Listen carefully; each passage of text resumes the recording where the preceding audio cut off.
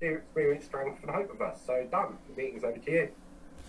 Thank you very much, Finn, and thank you for letting me come and share this evening. It's great to see some faces I haven't seen for quite some months. I'm still kicking, by the way, just to say. I'm lucky to, as of today, be very grateful. I'm also very aware that I'm recovered from the malady of thinking about alcohol and it ruling my life due to the people within AA and the program and the directions in the program. It's also humbling to know that I'll never be cured of my disease or my illness, but I'm learning and have learnt that now I can actually be very happy in my life and enjoying it, and somehow without thinking or having to know that alcohol would be part of that at this moment in my life.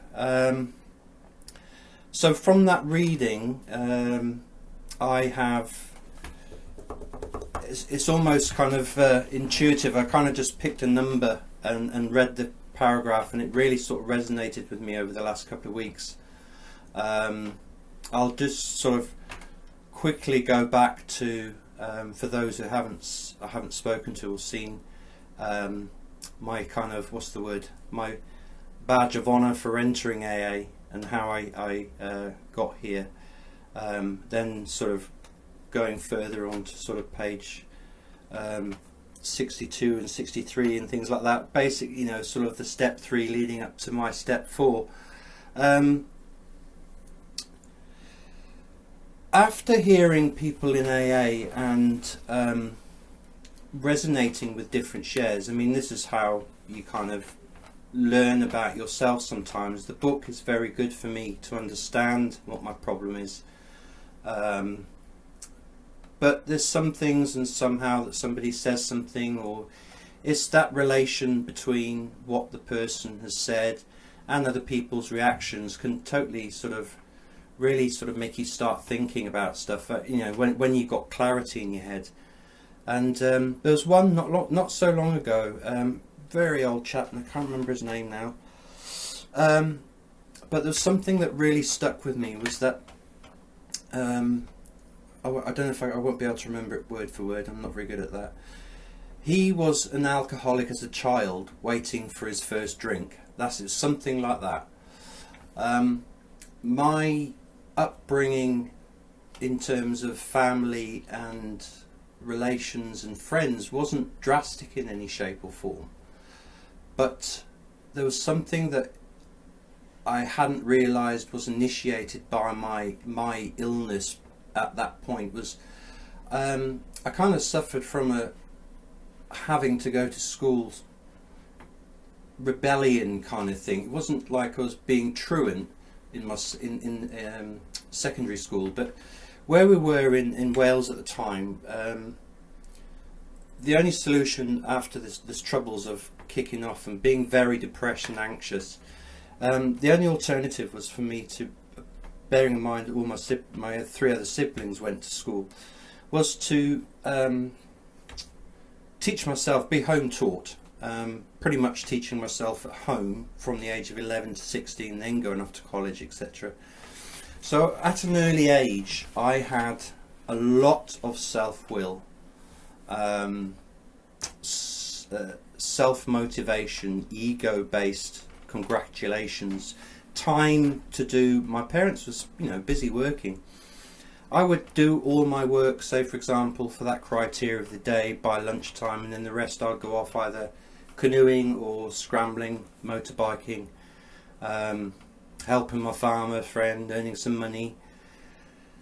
So in terms of discipline and perhaps my spiritual guidance at that time was lacking. And then jumping forward to teenage years, my interaction, because I was used to more adult interaction, I could cope very well with their company and got on with them very well in that context as well. I did, however, struggle with my peers until when sort of like being able to go to the pub for the first time and play pool with people. I had my first drink there when I was about 14. Detested the beer I had, but really kind of enjoyed the feeling. It wasn't, again, I wasn't saying, I couldn't say, right, that was the day that I knew that alcohol was going to rule my life. It was just a sense at that time. It's one of those things that really sort of I can remember sticking in my mind. And then moving more forward, I thought I was a bit of a player. Night outs would be a standard Friday, Saturday, Sundays. You know, you in your late teens, got lots of energy, living at home, got money to burn. I was still very inverted in my brain, but when I would drink to the point where it would give me the confidence to go up to women and start chatting. I would be really comfortable with them. I would predominantly stay over, thinking that this is going to be my next sort of long-term relationship. But by the morning, and I'd started sobering up, I was very back to my anxious, self-seeking, fearful person, and I would leave before they stirred or woke, and totally blanked them if I saw them out the following weekend.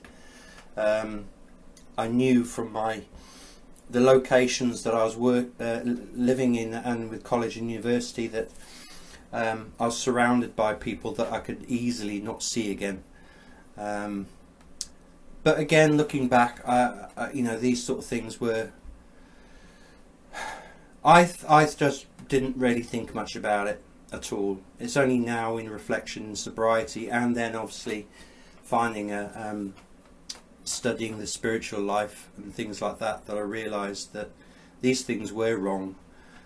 Driving home probably very much over the limit. Again, up until the first few months of sobriety, I couldn't really see that I'd done anything wrong in the past. Everything was all against what people had done to me. This obviously, that will then lead into year 4. So it's kind of a bit of a mixed bag. And then I think when my friends and peers then would settle down, not have to go out or don't want to go out because they've got commitments, I would find other friends. And then towards the sort of 30s, I had about 3 groups of different people. So, because I knew one group each group would only go out once max each week. For some reason, I thought it was more a case of being sociable, but it was more to go out because I knew that everyone, and because they didn't know that I'd gone out the night before or the night after, etc. It was I was just going out for that one with them. So in effect, even, you know, I could, looking back, see how I was slowly sort of developing into a continuous sort of drinking phases, jumping forward a little bit more then to sort of the middle 30s. It gone seriously from just a bit of a laugh to clock watching drinking. I was setting that sort of mythical concept of, well, if I don't have a drink till 5 o'clock, I can hold off till 5, and then I don't have a drinking problem. That would obviously very much slip to 4 o'clock within a few months, and before I knew it, it was 4 o'clock every day. I was very much in the last sort of back end of my 30s, mid 30s to back end of my 30s. Very, very much anxious and depressed during the waking hours of not drinking, and soon, looking back again now, that I realised that the alcohol was a solution to make me feel numb, and it shut my brain up. It didn't obviously talk to me about resentments. I used to have a lot of resentments and fears running through my head. I'd have my own film editing software going on in my head, and my illness would just constantly sort of prod me into thinking that alcohol was the solution. And again, I didn't know at that time also that the fact was, you know, if my wife had that same sort of feeling, she would have half a glass or a glass of wine, and that would be it for the whole 8 hours of that evening. I was at that point easily knocking back a bottle of wine just to get started, pretty much, and that's going back sort of, you know, 15 years ago. I would block out a hell of a lot. Debts, situations, happiness, sadness, avoidance was a big one. I lost our house because of my drinking previously, 16 years ago, due to not dealing with anything, fear, resentments. At that time, again, it was nothing to do with what I was doing. It was everything that everyone else had done to me, and the current situation in the world and the UK and interest rates. I never fought for that at all. It was just an excuse for me to carry on drinking further. I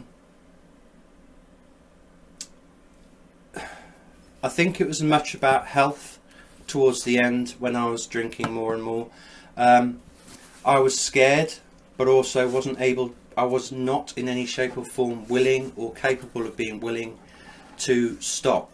My last sort of 7 years, I would wake up in the morning saying, oh, my wife would also say it, you know, so come on, you know, you got a busy day today, you're not going to have a drink later, or you're not going to have a drink the night before, etc. And I promised myself that morning that I wouldn't be having anything. And I couldn't, to this day, still work out how I ended up with a bottle of gin and a bottle of red wine at home 5 hours later. It was just,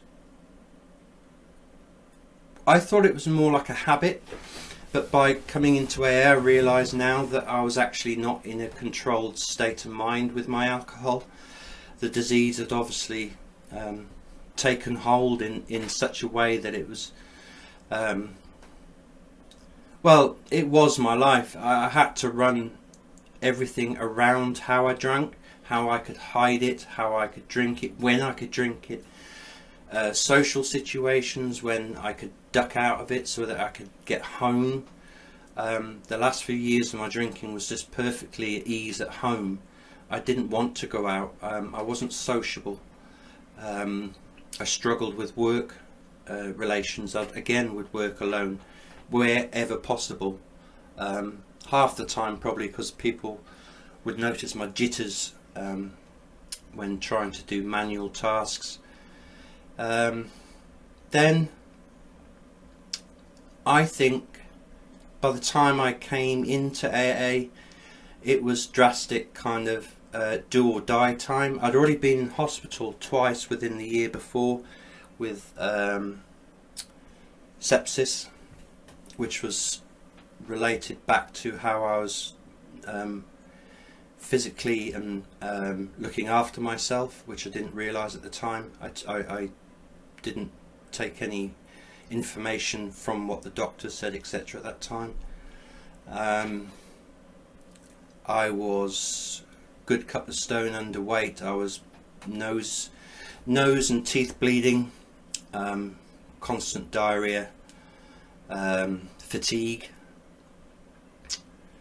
and I think I just literally much had given up. I'd relapsed probably so many times in the last year towards the end of coming into AA that I think I'd just given up. But it was all down to my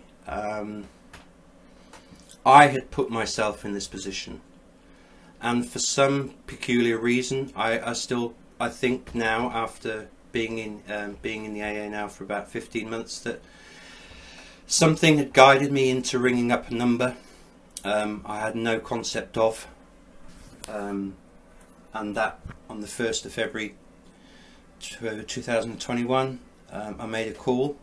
Was still in lockdown, so I joined Zoom that evening, and and the rest, in the sense of drinking itself, is history.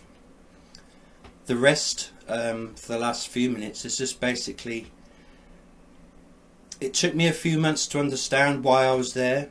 I couldn't understand why I had to sort of do meetings. I didn't understand what a sponsor was. We weren't seeing people face to face at this time. It was just people on screens, but there was a few meetings where, which I later obviously found out was step meetings and discussing big book paragraphs and things like that, where I learned how to understand what the processes involved. My first sponsor wanted me to do things their way that wasn't book based, and I was fighting against that because I understood enough to understand that what he was showing me and telling me what to do wasn't correct. So then at that point, I suppose 3 months in, I was thinking, I can't even bloody do sobriety right, let alone life. I even got told off. I used to have to ring up at a particular time every single day because I thought I needed discipline, and I rung once and then I had a message back saying, because he didn't answer, he said, I didn't say that I was going to answer you.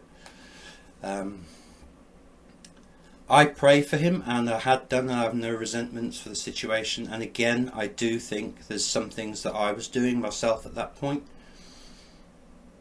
that I believe would have probably instigated the fact that I probably upset him.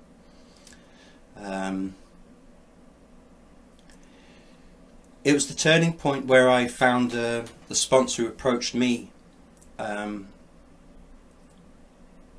where we just literally sat and talked and read through the process of doing the steps, and everything, because of what I'd already learned, sunk in, and the rest in that sense was history in terms of AA. I just knew I had to work on my spiritual progress. I was very much happy to go through my step 4 because I realised from how it works, which we just read a section of, that moving forward to a positive light, even though what I had to divulge to my sponsor or sharing partner, that it was a relief, it was a strain that was worth the relief, because I knew that I realised from that chat, that inventory, that it showed so much about what my thinking has got me into the positions of the situations I had.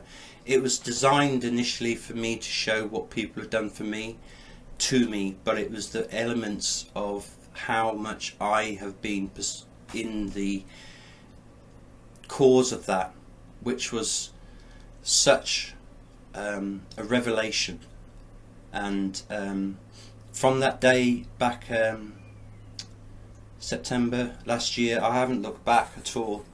I confidently enjoy sharing, helping others, service, because it's not, no matter how busy I am, I thoroughly enjoy sharing back and helping back with other people that who've just joined or having problems within their sobriety. And on that note, I shall leave it there, I believe. So thank you guys, it's been great to see you all.